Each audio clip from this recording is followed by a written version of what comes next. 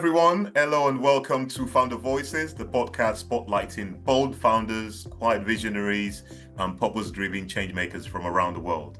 I'm your host, Clement Akron, and today I'm delighted to be joined by a pioneer in sustainable tourism, someone whose work is transforming how we travel and the impact it leaves behind. Cristina Cruz is the founder of Off You Go, a sustainability consultancy guiding hospitality businesses towards more ethical, regenerative, and financially sound futures. From launching Portugal's first sustainable hotel, Inspira Liberdade, did I pronounce that well? To building the Belo Monte Eco Lodge in São Tomé. So São Tomé is in the outskirts of it's in Africa, isn't it? São Tomé. Yes. Yes, São Tomé. If memory serves, it's an old Portuguese colony. Absolutely true. Excellent.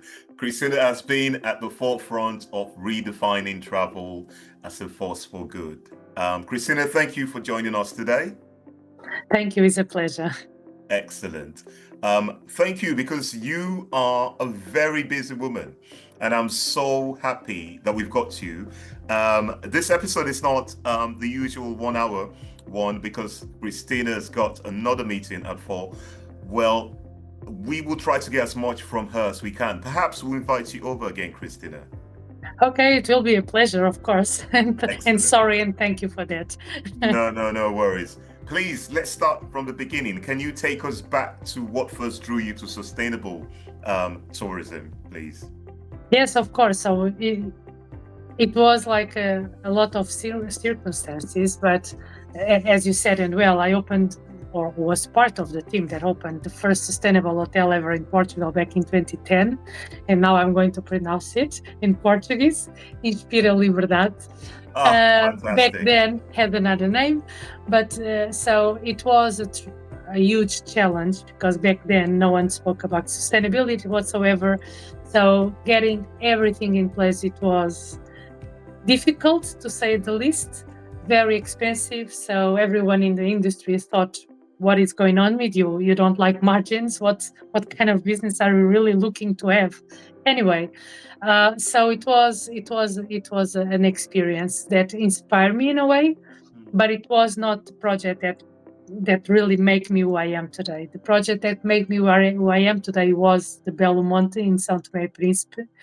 The impact we had back then in the local community was huge, but I can say that in me it was even bigger, because, as I said, and I always keep repeating this, it made me who I am today.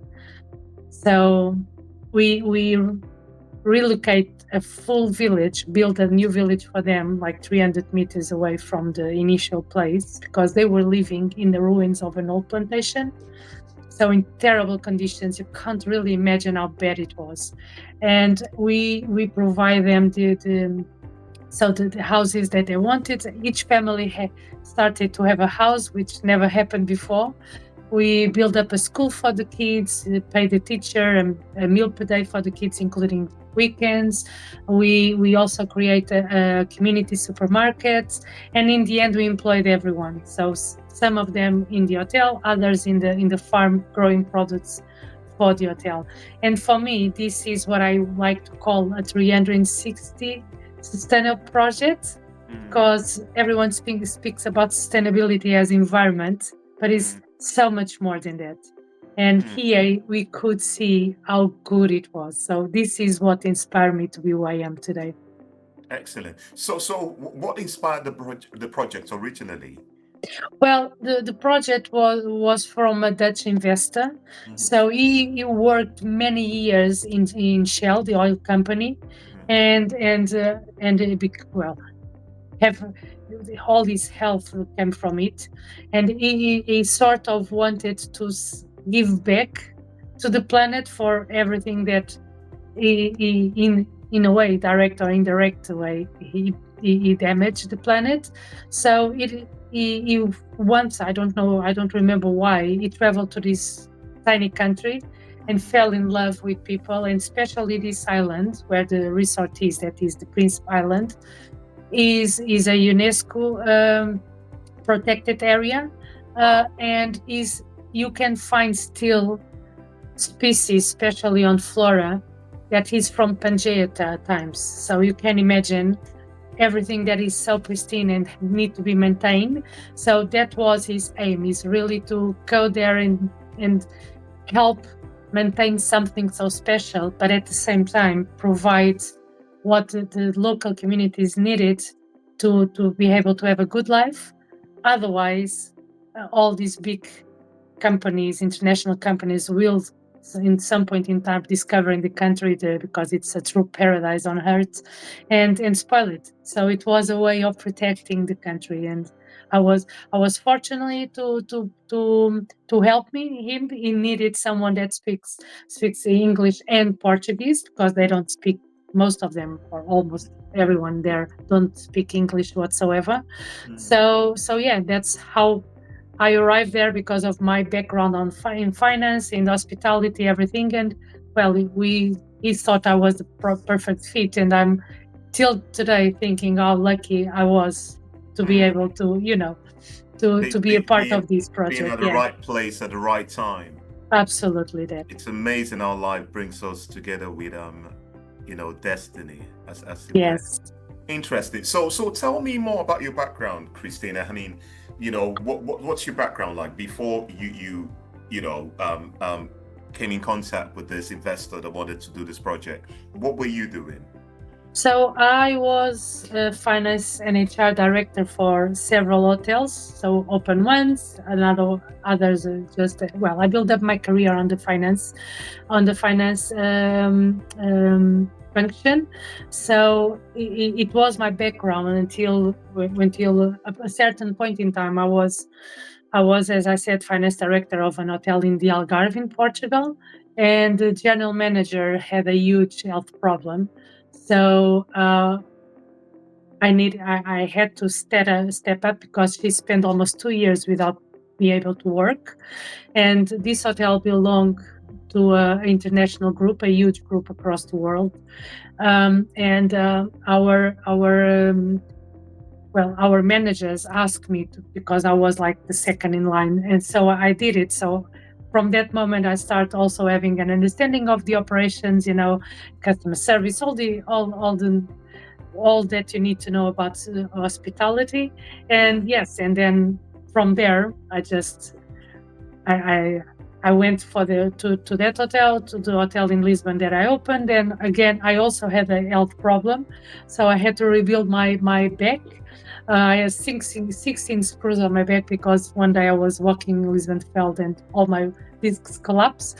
Anyway, and so after that, I spent 9 years as an independent consultant doing multiple projects, several in Africa, in different countries in Africa, in the remote places, loads of them in remote places. And then I end up doing this project and start dreaming about making people travel with a purpose. Don't have to be so radical at this one, but at least being conscious that when you travel, you should think about where you go, where do you stay, if the money stays in the local communities, if people that are working in that specific venue, even if it is a restaurant or whatever it is, if you can have a feeling if they are properly paid, etc., etc. So there's a lot of things around it that I wanted to make people conscious of. And again, that's what sustainability is all about. So yeah, that's a little bit of my background. Yeah. Have you always had a passion about sustainability? Well, in a way, yes. Not consciously, to be honest, because when I look back, since my childhood, my grandparents lived on a farm in the middle of Portugal, so I always spent the holidays with them, helping them with the farm. I enjoy it a lot. So we always, like, it was farm to table in a way. Then I was a scout until 10 years ago, so you can imagine. So being around nature, preserving nature, helping others, communities, etc., was always part of my DNA in a way.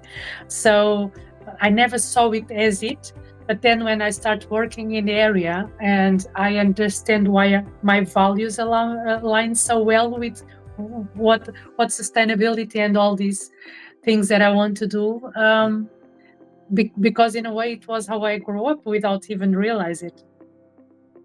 Absolutely. So, what does sustainability mean to you? I mean, that's you speak to anyone about sustainability, they have an idea what it means to them, and it's one of those buzzwords that just comes up all the time.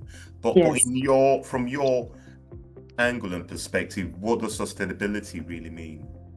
Well, for me, when we look at sustainabilities, and we know that sustainability is a three-pillar thing, so it's environment, it's economics, and social. It's really to look at everything. So when we say that we are damaging the planet, we are damaging the planet, yes, and we need to tackle it as soon as possible on the environment side. So it's the carbon footprint, is the biodiversity. There's so many things that we are doing wrong, but also we are damaging heritage. As an example, if you travel to any capital in Europe, what you see in the high street is the same stores, it's the same brands, is the same. So you almost don't even needed to bother and spend your money going abroad, because you can find it in your own backyard. Sorry. So because this is killing the heritage and the traditions and everything that is from a place. If you kill it, means that is one of the reasons why you also damage the environment, because then you don't follow the same traditions, the same pattern, the same way of living of our ancestors in each place. And there's a reason why they did it like that.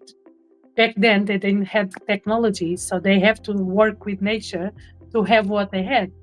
So I like to say that I'm not an environment fundamentalist. I know, and I 100% support that we need to be and achieve net zero and do all of those things as soon as possible. Otherwise, we don't have a planet to live in, and we don't have a planet B. It's this or nothing. But at the same time, if we also support the local communities and learn from them, from their wisdom, from what they know about their own places, then we are going to preserve it also.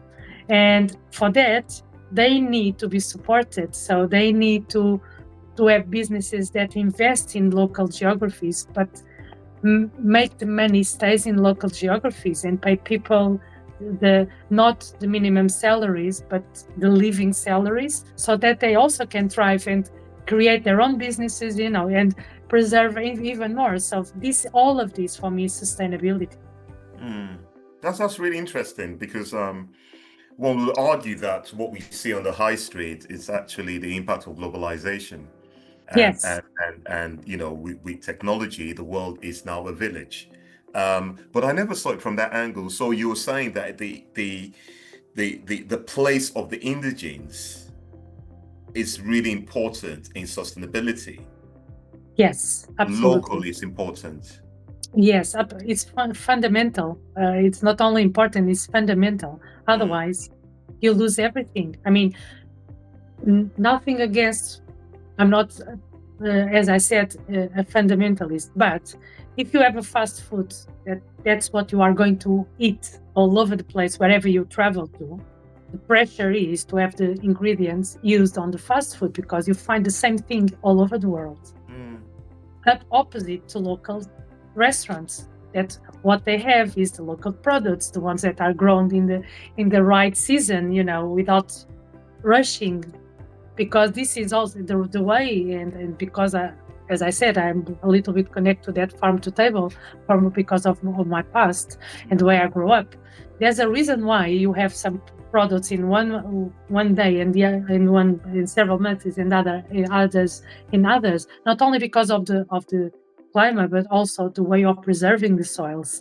So there's a lot of things going on that locals do it because it's at their heritage, at their culinary heritage. So when you start putting other things in place, money is always so much important, profit, that you in a way forget what is the essentials, and it will damage the local community, they don't know anymore what they are, where they belong. The new generations don't even have a clue about heritage in some places. For them, it's a global thing. Has to be whatever the Instagram says to them. But we lose the wisdom. We lose the voices that are really showing us how to do it and preserve it. So this is the way I see it. Interesting. So should we be worried? Should we be concerned about the fact that we're losing the indigenous wisdom and local knowledge? Or do you think it's one of those things that as humans, we will just evolve and adapt as we've always done? Well, I think it's worried because the way we are evolving is not a natural way. Of course, we evolve along the centuries and since ever. And we need to evolve, but we need to evolve with what is natural in that place. And we can use technologies, and we can use it. I mean, I use it all the time. I'm not saying that we should not use it, but we should use it as a way of carry on evolving with what is natural. We have different cultures, we have different ways of living, we have different ways of looking to the world, of eating, of enjoy music, so many different things. Yeah. So we can use that to uplift what is our traditions, our heritage. So we evolve in that, absorbing I'm Portuguese. We are a country that evolved and absorbed multiple cultures around the world for centuries. But we still have our self, what we are our identity, and that's what we are losing, is identity in a way. So that's why I'm worried. It's not because we are evolving. We have to. It's a human thing, but we have to evolve with the wisdom, not losing it, but integrated in it. Interesting. So tell us about Off You Go then. What was the inspiration behind it? It's really interesting. So Off You Go was this. So first of all, it started with an idea of eventually be a tour operator. Now it's not. I'm shifting a lot from this beginning idea, because there is a lot of tour operators in the market. I wanted to be a tour operator that create things, that be able to say, okay, I know that I'm supporting local communities, I'm doing the right thing, etc., etc. But then I realized that my impact should be something completely different. And I'm now, because of what I did before, one of the things I realized, especially when I'm speaking with small businesses, and I'm going to give the example of the UK. That's where I'm based, and that's what this all came along. Is when I approach, because of the tour operators, the small businesses in the UK, like small inns or small hotels, boutique hotels, etc., and I explained what I wanted. The first thing that they said to me was, "Oh, I can't work with you. I'm not sustainable. I don't have solar panels." And that made me laugh a little bit inside, but at the same time I was astonished, because there's a huge lack of awareness of sustainability. So, and when I start raising questions like, okay, so you have a restaurant, yes, so what type of cuisine are you offering? And this Welsh lady was like so proud, saying, oh, of course, a full Welsh breakfast. Yeah, okay, so where do you buy your products? Oh, from this local farm that worked with my family for like 50 years old, And then I start digging more. So who are your employees? Where do they live? Oh, they are all local. So when I start raising questions on the sustainability criteria, some of them were like 67, even 80% on it, without having any awareness of it. So what I decided is, I need to shift the way these people have awareness of their own business, how good their impact is.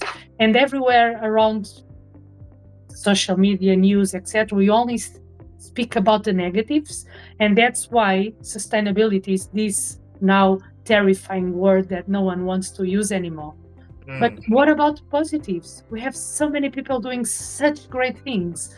So this is what I'm currently focused on, is really, first of all, helping them to create awareness, then helping them to reduce a little bit of money with some tricks that I have with almost not low or no investment whatsoever, that can make them save like water, food waste, things like that. And with the money that they save, then I create a sustainability strategy for them to invest in other areas that they can't afford right now. So, and at the same time, because I hear their stories, I create the storytellers that they can use to showcase things like this, like this small hotel owner in the Peak district that told me that he spent almost 4 months looking for tiles, for roof tiles, and finally was able to buy it from 2 or 3 different abandoned buildings. And when I said to him, well, but that is a great story, that is sustainability. And he said, no, don't tell me that, because it's a great tool. I needed to preserve it anyway. And I said, no, you didn't. I mean, being a great tool means that you need to preserve the aesthetic. If you don't find it, you have to put something in their places that look like it. But you did the extra mile. You spent time looking and searching for it. This is a story that needs to be heard. So this is the type of things that I collect when I'm doing like an assessment of their sustainability. I collect all of these stories about this lady that she found a recipe book from her grandmother, and now she's trying to include to only have those recipes on their menu, local menu on her restaurant. So it's like so many great stories that you can speak about it, and this speaks louder about sustainability than anything that you want to say. So this is what Off You Go is all about right now. Yeah. Wow, interesting. So what's the impact of all these beautiful stories then on the bottom line? Are people appreciating these stories and yes, coming to these organizations and businesses because of their stories? Yes, I mean, marketing wise is huge. Well, if you are able to look at all these booking.com sustainability reports and others like WTTC, United Nations, all of them are speaking about how people want to travel sustainable. But in the end, they don't do it because they think it's too expensive. And the reality is most of the packages that we see are very luxury. But all of these hotels, they have probably their average rate is lower than anything that you can imagine, because they are local small hotels doing sustainability without knowing. So all these stories will inspiring the travelers to visit. And that's how I want them to use it, is for showing. For me, it's like, and I like to call it this way, is like giving a voice to all these unspoken heroes, because that's what they are. They are keeping things for us, for all of us, future generations, for us to understand how it is, and helping local communities because they are part of the community. So, and this is inspired all of those people that are more than 70% of people who want to travel sustainable. Well, they don't need to worry about these buzzwords. They just need to read the stories and feel inspired and say, oh, I want to eat in that restaurant. Oh, I want to see those styles, see how special they are. So this is the kind of things that marketing wise will help them to attract people to visit them, because it's inspiring. And that's exactly how they will benefit from all of this. They have awareness, they have their own voice, and they have their stories to tell. The only thing I do is put it together, because it's their identity. That's exactly what they are. I'm not changing anything on them. So it's precious. That's how I see it. Wow. Are these stories verifiable then? Oh yes, absolutely. And is that something you do? Do you verify these stories? Yeah. Yes, because what I do is I have an assessment that I do. And this is so whenever we finish all of these, they receive what I call a G. G is the name of the product that I create. That is a Japanese word that means, rigorous, doing the right thing, ethical, all of that's what it means. That's why I chose it also. So what I do is I do an assessment, and for all these areas that have more than 50%, I give them what I said that I give them a G. So a G is just a logo with a color that is related to the area. There are six different areas for the UK for the assessment, and they can put that logo in their websites. So when one of us, we want, we press the logo, and this will bring you to the full assessment. So it's going to be very transparent. You can see where they fail, where they have to get better, where they are already improving, and where they are excellent. And then you have all the storytelling, so you understand why they are excellent or why they are improving, because you can read the stories. But you can also see this is not all bells and whistles. There's good things and bad things, like being human. That's all what is about. And we have always the potential to grow, and that's the same with these businesses. But they are doing it already in some areas, and that's exactly what we showcase in a very transparent way. You can see exactly why, and then when you visit it, you can see the restaurant with the menu. You can see the tiles.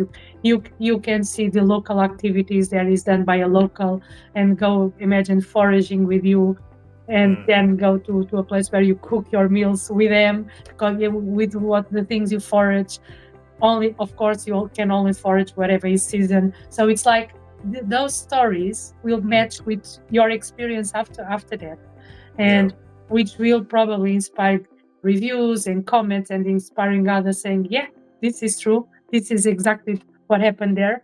So yeah, it's a mix of all of these components that is a completely transparent process that make them shine. Excellent. Is this linked to any external accreditation, maybe like B Corp? No, because I don't want it to be a certification. Okay. And the reason why is, it's very important, don't get me wrong, but almost none of these smaller businesses have the money to go through a certification. So I don't want, G is not a certification. I don't want them to be a certification at all. It's more like a recognition of what these people are, and the creating of the awareness. So that's exactly what this is. And what happens is, if they go through this assessment, if they get better and better and better, this will imply that whenever they have the funds, they are in a very good place to then proceed to a certification. But usually these businesses are not on a stage to be it. So that's why I don't want to be a certification. Excellent.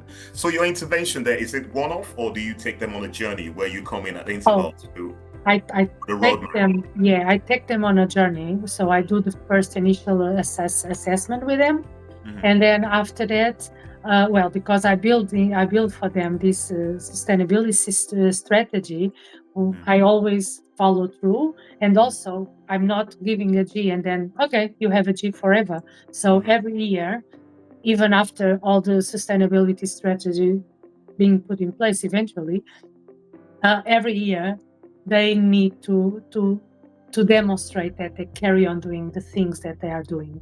Otherwise, I mean, it's a one-off, doesn't work that way. Absolutely. Again, everything evolved, so we need to make sure.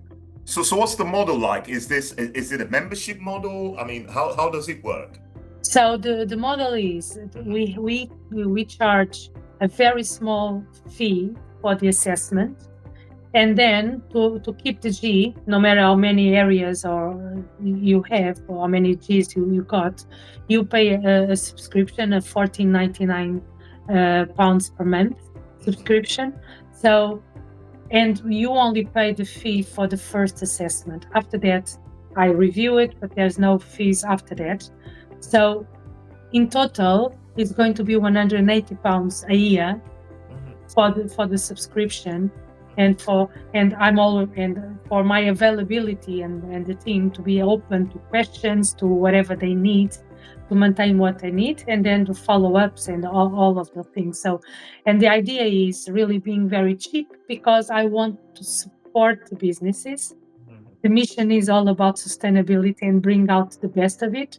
So you potentially can say, so, but it's a business, yes, but I prefer to have what I need from the business by volume and not by increasing prices. So yeah, this is the investment that I'm doing to eventually get to a volume where I feel comfortable to have my business. And how big is your team? Right now we are 3 people. Okay. And is business good? Is it growing? Are you getting more people? Well, it's growing. What happened is we are still in a very early stage of the product. So what I'm doing, I tested, and now I'm doing a couple of assessments to hotels that provide me eventually a group of hotels. So we are doing these, and then hopefully be able to do the full group, because this is groups of small independent hotels. So this is where we stand. We are stage now. You've got your minimum viable product. You're looking to scale. Yes, absolutely. Excellent. So do you see this as a global business? Yes, and I, because of what I do and all my network on LinkedIn, I have conversation already with multiple people in multiple geographies, and I want to, and they want to also work with me across different geographies in different parts of the globe. Of course, in that area, they are the ones doing the assessment. I just review it at the end, but this means that we can give a voice to small businesses around the world. Whoever is working with small hotels can use Always G to do it. And we have already we have a pre-agreement with 6 different locations already, and hopefully to grow after that. Interesting. So one of the most striking things about your work is how you blend environmental values with strong business acumen, and it's so beautiful. How do you advise clients to strike that balance between purpose and profit? Well, I think, and my view is always this: a profitable business doesn't have to be a business without ethics and values. So this is the first thing. So when you define who you are, your identity, our values differ, of course, we are different people, but when you define it, you have to define it for you and for your vision for the future, and not because it's a great thing to have on a website. So if it is you, if it is your identity, it's something that can grow with the business. And yes, it can be profitable, and it can give you the health you need and whatever you dream for the future. But you have to keep up being yourself and respect of your values, and you have to be passionate about it. Otherwise, it won't work. So that's how I view it. Yeah.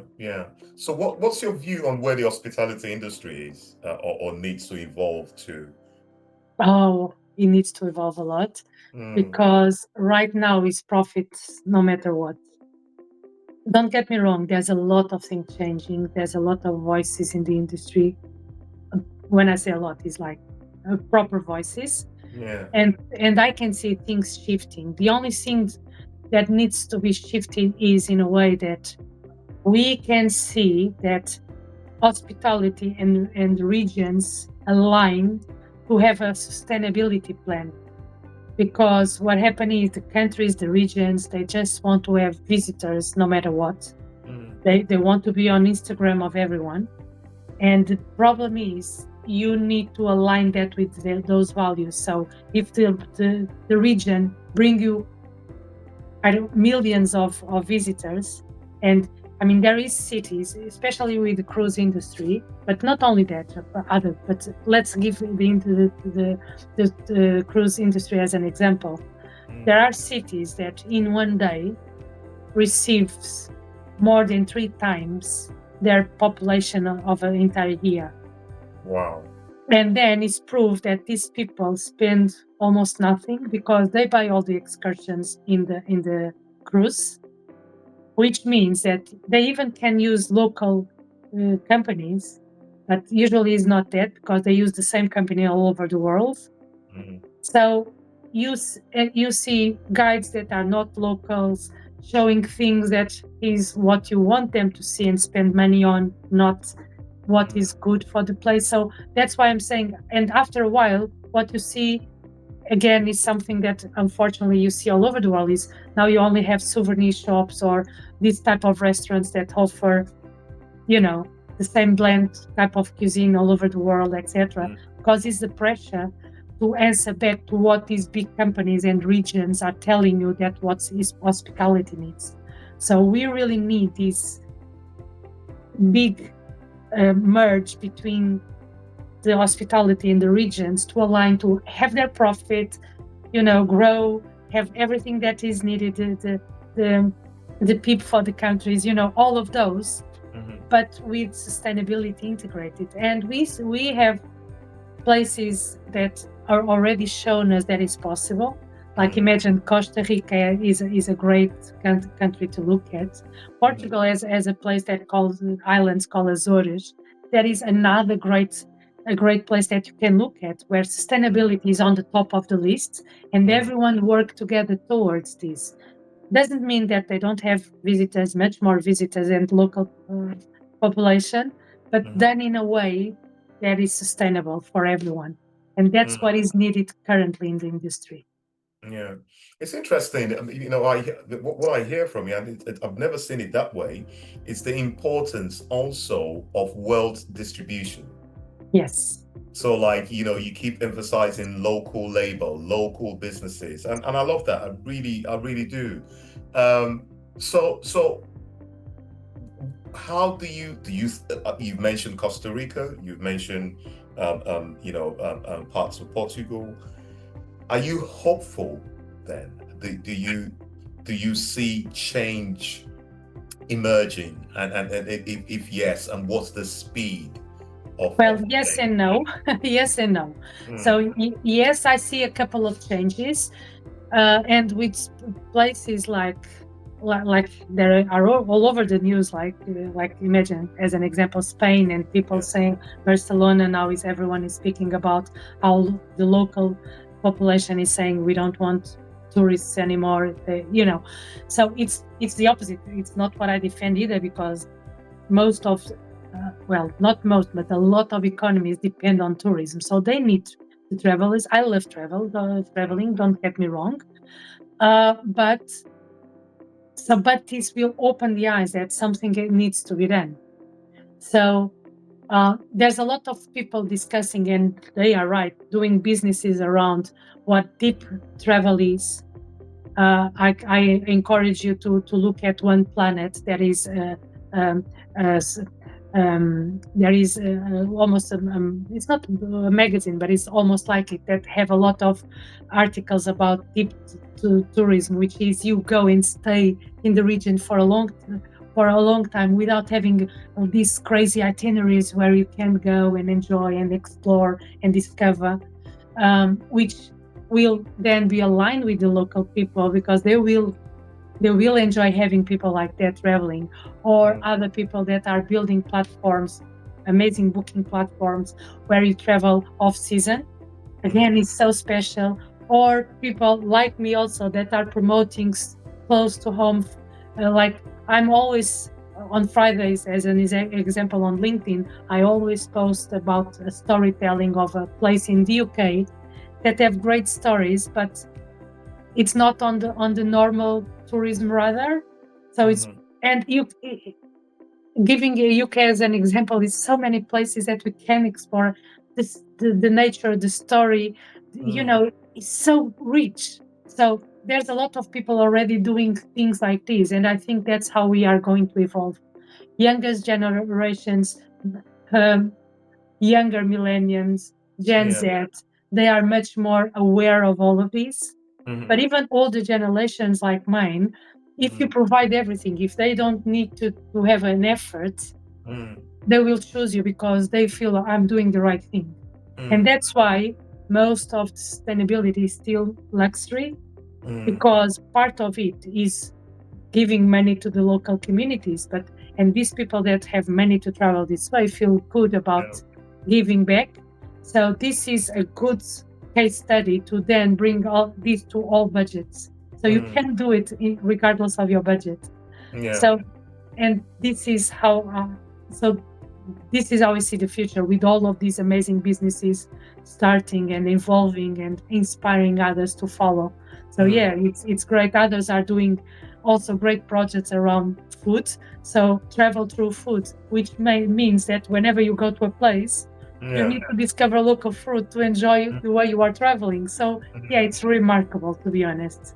Wow. Wow. So where do you see the developing world in all this, especially, Africa, for instance? So Africa is a good one because uh, when, well, I know it very well. So, logistic wise is very difficult. Mm, Um, Even local investment is super difficult.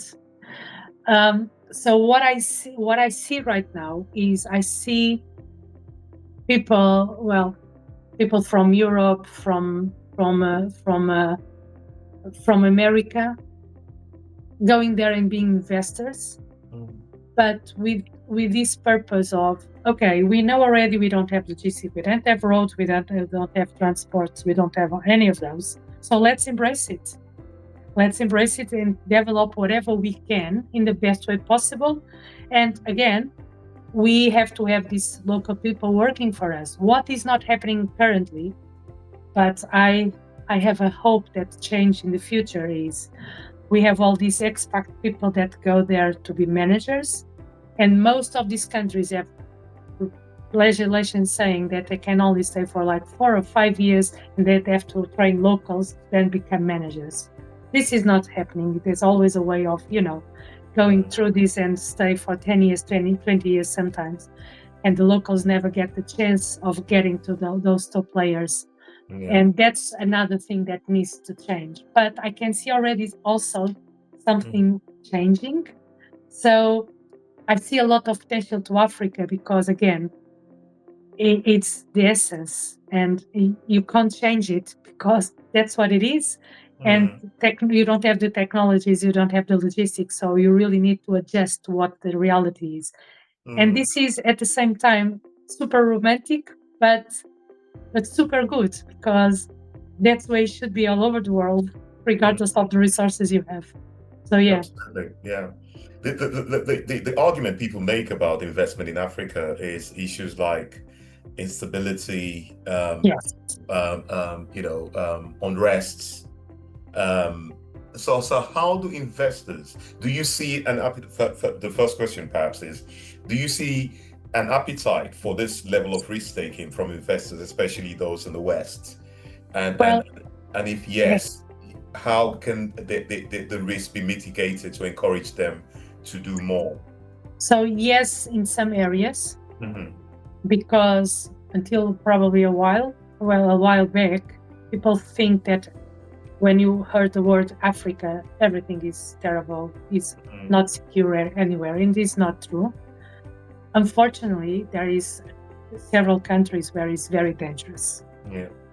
and it's dangerous for the local population that unfortunately live in terrible conditions with Mm, having to fight for their lives every day, mm, and it's only because of resources. I mean, I can give you an example: Mozambique. So Mozambique is an extraordinary country. The north is unsafe. And why? Because they have gas. They have gas reserves, one of the biggest in the world. So there is all these economic fights around who can operate it. mm. But the south of the country doesn't have it and has beautiful beaches. The local people are so good. It's so impressive, amazing, welcoming, hospitality. All of it. You have all these. I mean, from the capital, Maputo, like probably 20 kilometers away, you have a national park with all the species that you usually see in a Kenya safari, as an Mm. example. But people think, oh no, Mozambique is dangerous, we can't go there. So that's what I think needs to shift is, okay, yes, we have to assume there is areas, Congo, Mm. all of those countries you can't, unfortunately, it's not possible to go there. Yeah. But most of the other places is beautiful, is pristine, is untouchable, Mm. and it deserves to be visited. And those communities deserve to be supported because Yeah. they are poor, and they don't have anything most of the days. They have to fight every day to have food. And it is not even food to survive, it's just having something to eat. So Wow. this can change everything. But yeah, it, that's why I'm saying yes and no. Yeah. Yeah. I can imagine. Yes. And for emerging founders then listening today, especially those wanting to work at the intersection of culture, commerce, and conversation, conservation, what advice would you share with them? Well, you need to listen to the local people first. Understand what they are, what they want, what the country is, what the region is, what the traditions, what the culture, what, everything, and start from there. Because if you start from there, everyone will align with you and you will build up a huge business, a success business. But you need to hear their voices. It's not going there and impose things, it's the opposite. Integrate it in your goals, and then your goal will be much bigger than what you imagine. Excellent. That's so encouraging. Cristina, thank you so much for your honesty, your insights, and your deep commitment to reimagining how we can move through the world. Thank you. Yeah, I really appreciate your time. Guys, before we wrap up, we can find out more about Cristina's work and follow a journey. She's on Instagram. Are you on Instagram, Cristina? Yes. Instagram, Facebook, but much more active on LinkedIn. Absolutely, yeah. So just Google Cristina Ruiz and Cristina Cruz. Sorry, Cristina Cruz, actually. Cristina Cruz, and you'd find all the information about her. You're doing incredible work, and I'm so happy you took time off to be with us. I really appreciate it. Thank you for inviting me. Yeah, it was a pleasure. We'll come back again and we'll talk some more about your journey. This episode of Founder Voices, a podcast by College Factory, amplifying stories of purpose-driven leadership from the UK to West Africa and beyond. So thanks again, Cristina, and thank you all for tuning in. Let's keep building better. Thank you. Bye now. Bye.